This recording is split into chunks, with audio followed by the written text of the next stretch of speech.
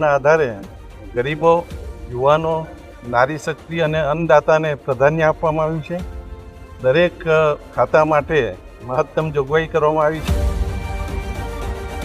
માનનીય અધ્યક્ષશ્રી, મારા અંદાજપત્ર પ્રવચન ભાગ કમાં મેં કહ્યું તેમ વિકાસની પરિકલ્પનાના 5 સ્તંભ થકી વિકાસને સંવર્ધિત કરી વિકસિત ગુજરાત 2047ના નિર્માણ થકી વિકસિત ભારત 2047નું સ્વપ્ન સાકાર કરવાનો અમારો સંનિષ્ઠ પ્રયાસ છે. અમે ગુજરાતના દરેક નાગરિકના સર્વાંગી કલ્યાણ અને ટકાઉ આર્થિક વિકાસ માટે હંમેશા સમર્પિત રહ્યા છીએ.